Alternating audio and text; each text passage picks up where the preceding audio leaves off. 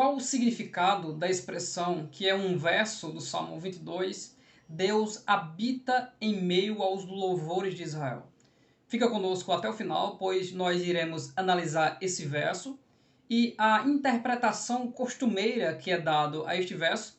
Também iremos fazer uma análise do Salmo 22 e, se utilizando do contexto das Sagradas Escrituras e da regra básica para interpretar um texto, nós veremos o real significado dessa frase. Deus abençoe a sua vida. Não se esqueça de ser um inscrito do canal Bíblia de Fato. Qual a primeira coisa que nós devemos fazer quando estamos diante de um texto, como por exemplo o Salmo 22 e o verso 3, que diz: Porém, tu és santo, o que habitas entre os louvores de Israel. A primeira coisa é ler todo o Salmo, para que nós tenhamos o entendimento, o propósito e o objetivo do autor que escreveu esse Salmo. Depois nós iremos procurar textos correlatos dentro de um contexto panorâmico, de Gênesis até Apocalipse. Nós iremos procurar textos que falam sobre habitar, entronizar, sobre louvor. Todos nós sabemos qual a interpretação do costume ou do vício de interpretação que uma grande parte dos cristãos tem em relação às Sagradas Escrituras. E que vício é esse? Abrir um texto de forma aleatória e aplicar esse texto para a sua vida, não importando o que o contexto diz. A Bíblia, ela tem uma mensagem. É por isso que nesse vídeo nós analisamos o que o salmista diz no Salmo 22, nós analisamos a etimologia de palavras que estão ali expressas no verso 3, e também analisamos outros versículos, outros capítulos e outros textos ao longo das Sagradas Escrituras que nos podem dar clareza quanto à interpretação desse verso. Então, não sai daqui, fica conosco até o final, porque nós iremos descobrir o que significa Deus habitar em meio aos louvores. A primeira coisa que temos que fazer é identificar como costumeiramente as pessoas interpretam esse texto e se essa interpretação costumeira ela diz respeito a uma interpretação coerente bíblica ou não. Como as pessoas interpretam Deus habita em meio aos louvores? Trazem para um contexto de reunião de igreja e dizem que quando alguém está cantando, e essa canção são músicas de fato que são extraídas da Bíblia Sagrada, Deus começa a agir, a trabalhar nas vidas e nas almas por causa daquela canção, por causa daquela música. Então Deus está trabalhando através daquela música e pessoas estão sendo libertas, estão sendo salvas, estão sendo consoladas, estão sendo curadas. Essa é a interpretação básica quando você ouve alguém dizer Deus habita no meio dos louvores. Nós precisamos buscar compreender, dentro do contexto dos Salmos e também da época de Davi, da época dos reis de Israel, qual o significado de quando alguém diz que Deus está entronizado, Deus está entre os louvores, Deus está no seu trono. No Salmo 80 e o verso 1, o texto diz: Ó pastor de Israel, dá ouvidos, tu que guias a José, que é uma referência ao povo de Deus, como a um rebanho, que te assentas entre os querubins, resplandece. Lembra do Salmo 122? Alegrei-me quando me disseram, vamos à casa do Senhor. Quando você busca o contexto, você percebe que Davi está com saudade de ir aonde é o local de adoração, o templo. Vamos à casa, à presença. Literalmente, a presença de Deus estava, permanecia ou habitava, entre aspas, dentro do santuário e dentro do templo. Por quê? Porque a Arca da Aliança estava ali. Tanto é que quando a Arca da Aliança era roubada, o povo considerava que Deus não estava com ele, porque eles não estavam com o povo, porque a presença de Deus não estava ali. É por isso que eles levantaram aquela pedra e colocaram o nome dela Ebenezer, pedra de ajuda. Porque eles perderam a guerra naquela região, porque estavam sem a arca, logo quando vieram com a arca, venceram. Então disseram, até aqui nos ajudou o Senhor. Ou seja, o Senhor veio e o Senhor e a presença do Senhor nos ajudou. A condução da Arca da Aliança mostrava que Deus estava com ele. Eles diziam, levanta-te, Senhor, ou seja, e vai ser vitorioso. E quando a arca parava, ele dizia que o Senhor também parou. Então, literalmente, o memorial de Deus, a presença de Deus, a kavod de Deus, estava ali na Arca da Aliança. Veja o que o Salmo 99, verso 1 diz. O Senhor reina, tremam as nações, ele está entronizado entre os querubins, comova-se a terra. Então os salmistas estão adorando a Deus, dizendo, Deus está no controle de tudo. Ele está entronizado, ele continua sendo adorado, ele continua reinando, ele continua governando sobre todas as nações. Isso é recorrente nos Salmos e em outros livros da Bíblia Sagrada.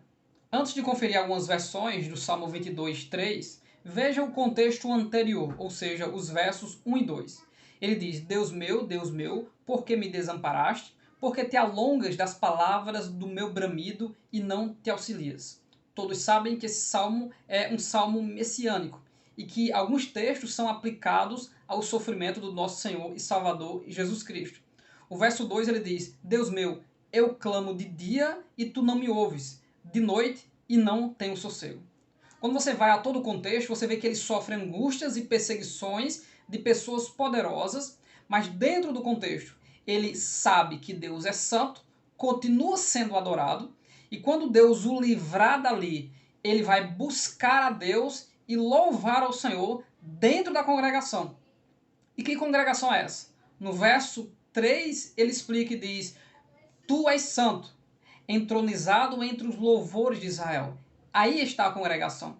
Ele considera, mesmo que eu sofra tudo isso, tu ainda és santo, tu és poderoso, tu és perfeito.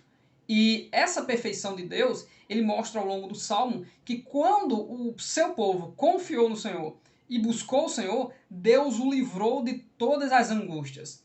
Então ele considera que está sofrendo, sente que Deus está abandonando ele, mas ele diz, tu és santo, entronizado entre os louvores. Qual o sentido de dizer entronizado, habitas, permanece, ou a tua casa está entre os louvores de Israel? A palavra entronizado pode ser traduzida também como rodeado e como habitar.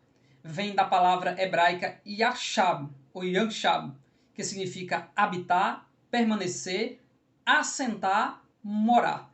Então o salmista, considerando o seu contexto de sofrimento, ele diz, porém tu és santo, ou entretanto tu és santo, aquele que habita, aquele que está rodeado, aquele que permanece, aquele que mora entre os louvores de Israel. Está entronizado significa a tua presença está ali. O Senhor continua ali. Ali aonde? No trono, ou seja, governando. E todos sabem que a figura não só da Arca da Aliança, mas de todos os utensílios e o tabernáculo do Senhor feito aqui na terra é uma figura daquilo que é verdadeiro lá no céu.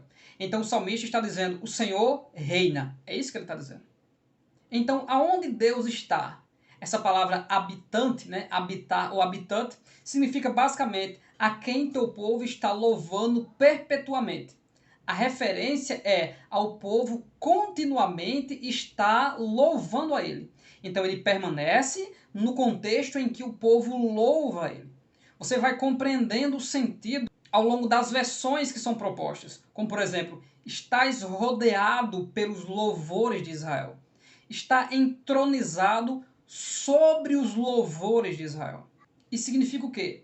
Que ele considera que Deus está permanecendo trabalhando e que as bênçãos contínuas de Deus para o seu povo fornece matéria suficiente para que o seu povo adore constantemente a Deus, não importando se passa por angústias ou por sofrimentos. Deus está entronizado, está rodeado, permanece e mora enquanto o seu povo o louva. E a prova dentro do contexto bíblico é que quando a nação passou a ser hipócrita, Isaías 29:13, aí pegamos o contexto de Ezequiel, a glória de Deus sai de dentro do templo. E no contexto de Jeremias, o povo confiava na arca, confiava no templo, confiava no muro, só que Deus não estava mais lá. Por quê? Porque o povo não adorava mais. Então, quando o salmista diz que Deus habita em meio aos louvores, significa que Deus continua conosco enquanto nós nos submetemos à sua palavra e à sua vontade. Isso significa que Deus está aonde os louvores são oferecidos. Somos lançados para Apocalipse capítulo 4, onde João tem a visão da glória de Deus assentado no trono. E o que acontece? Deus é adorado constantemente pelos os querubins, pelos serafins e por todos aqueles que se curvam ao seu poderio. Em outras versões, poderia ser traduzido como "E a ti se dirigem os louvores de Israel". Ou, entretanto, vós habitais em vosso santuário, vós que sois a glória de Israel. A referência aqui é o santuário, é o templo. Então o salmista está dizendo, por mais que eu sofra, é como se Davi dissesse, ainda que eu ande pelo vale da sombra da morte, eu não vou temer, porque Deus está entronizado. É isso que Davi está dizendo. O pensamento do salmista é aquele que habita onde sempre Israel louvou pelos seus feitos. Isso é comum no Antigo Testamento. Uma invocação pelas obras realizadas por Deus, pedindo para que Deus se lembre e o ajude no momento de angústia. E qual é a fé do salmista? Ele crê que por mais que ele passe tudo isso, ele crê que ainda neste mesmo lugar, onde provavelmente, dentro desse contexto, ele está sendo desprezado, neste mesmo lugar, ele voltará a adorar ao Deus Todo-Poderoso. É isso que o contexto do Salmo 22 nos explica. Deus está entronizado no local onde os israelitas o adoram. A presença, a kavod, a presença visível de Deus está ali. Num grego mais literal seria tu que habitas o santuário, louvor de Israel. O louvor de Israel é Deus, não o santuário. Então, tu que habitas no santuário, louvor de Israel. Deus não habita em templos feitos por mãos humanas, segundo Samuel capítulo 7. Antes de Deus permitir que Davi fizesse esta casa, ele explicou isso. É reproduzido na Bíblia e em vários outros textos que Deus não habita em templos feitos por mãos humanas. Em João 17, na oração sacerdotal, Jesus Cristo diz, e viremos a ele e faremos nele morada. Então a presença de Deus, após o sacrifício de Cristo na cruz do Calvário, habita no templo do Espírito Santo, que são os seres humanos. Hoje, o Espírito de Deus habita na nossa vida, na nossa alma, na nossa mente, na nossa existência, trazendo de fato uma confirmação, um selo e uma garantia dessa permanência e dessa salvação com Deus. No Salmo 51 diz que um coração humilde ou um coração quebrantado, Deus não despreza. Essa era a fé do salmista. Ele se sente sozinho, como que abandonado por Deus, mas ele lembra que o seu povo confiou em Deus e Deus os livrou de todas as suas angústias. E ele está crendo que Deus também vai ouvi-lo, que Deus vai resgatá-lo e que ele vai voltar para onde Deus habita, que é o santuário, para adorar a Deus novamente. A palavra louvor vem de Hallel, H-A-L-L-E-L. Então, louvor a Jeová ou a Yahvé é a origem da palavra Aleluia. Iá é uma abreviação de Yahweh ou Yahvé, com Hallel, que significa louvor. Então, quando você diz aleluia, você está dizendo louvado seja o Senhor, ou louvai ao Senhor. E quando nós analisamos a adoração sincera a Deus, nós percebemos a ação de Deus em meio aos corações que se humilham diante dele para o buscar de todo o coração. Veja o que o próprio salmista do Salmo 22, no verso 26, ele diz: os mansos comerão e se fartarão, louvarão ao Senhor os que o buscam. O vosso coração viverá eternamente. Todos os grandes da terra comerão e adorarão, e todos os que descem ao pó se prostrarão perante ele, como também os que não podem reter a sua vida. O Salmo vai de forma crescente, mostrando que todos irão louvar a Deus pelos seus feitos. Por isso que Deus habita no meio, está entronizado, mora, permanece onde há adoração. Paulo e Silas cantavam, oravam em Atos capítulo 16. Deus decidiu mudar o contexto daquela situação para promover salvação até para o carcereiro e através desta adoração os alicerces daquele local foram abalados e houve salvação. Em 2 Crônicas, capítulo 20, quando Josafá se viu cercado por 3 nações vizinhas, a direção de Deus, através de uma profecia no meio do povo, é que distribuísse o povo em adoração. E por meio dessa adoração, Deus olhou para a humilhação do povo e os livrou dos seus inimigos, os desbaratando.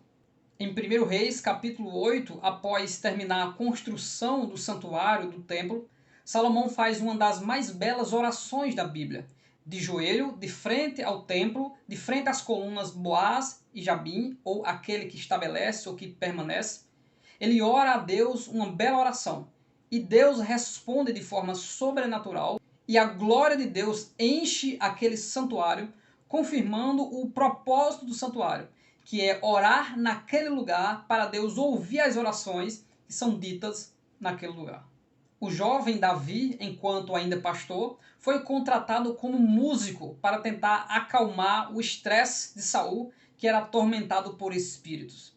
A música não expulsou os demônios. O que a música fez através de Davi foi fazer Saul voltar-se para adorar a Deus. Saul se humilhava diante de Deus, se prostrava diante de Deus e Deus lhe dava alívio. Porém, como o objetivo principal de Saul era se distanciar de Deus, a sua vida teve um fim trágico. O Salmo 100 convida a nós entrarmos na casa do Senhor, no seu santuário, com voz de canto, com adoração. O sacrifício do fruto dos lábios que confessam o nome de Deus.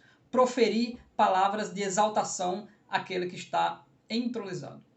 A Epístola aos Hebreus, que retrata muito a obra de Cristo em meio ao seu povo e aqui na terra, no capítulo 2 e o versículo 12 diz: Anunciarei o teu nome a meus irmãos, cantar-te-ei louvores no meio da congregação. A palavra congregação tanto faz referência ao próprio santuário, mas em especial faz referência ao ajuntamento do povo, aqueles que se juntaram, aqueles que se congregaram. Então o autor está dizendo, nós faremos isso em meio ao povo de Deus. Continuamente louvaremos e exaltaremos ao nome de Deus. Essa era a proposta e o objetivo do salmista do Salmo 22. Voltar a estar em paz, a estar bem e a adorar a Deus aonde Deus é adorado, aonde Deus está entronizado, aonde Deus permanece. E aonde Deus permanece, aonde o adoram em espírito e em verdade, com sinceridade. Você entendeu o significado? Não significa que a música em si tem algum efeito, mas a submissão, o olhar para Deus, o se prostrar diante de Deus. A palavra de Deus ela é poderosa para nos santificar, nos salvar, nos firmar e nos libertar de todo e qualquer mal. Deus permanece onde as pessoas permanecem adorando a Ele. Deus está onde as pessoas continuamente estão de todo o coração o louvando e o adorando. É por isso que você encontra na Bíblia textos como eis que estou à porta e bato. Por quê? Porque aquela igreja de Laodiceia estava desviada por causa dos bens materiais. Se sentia rica e não sabia que era pobre, miserável, cego e nu. Mas aonde há adoração verdadeira, Deus está entronizado, ou seja, Deus permanece, Deus reina, porque há permissão para que o governo de Deus seja executado. Deus abençoe grandemente a sua vida, em nome de Jesus Cristo. Continue conosco e não se esqueça de deixar o seu comentário e de compartilhar os nossos vídeos.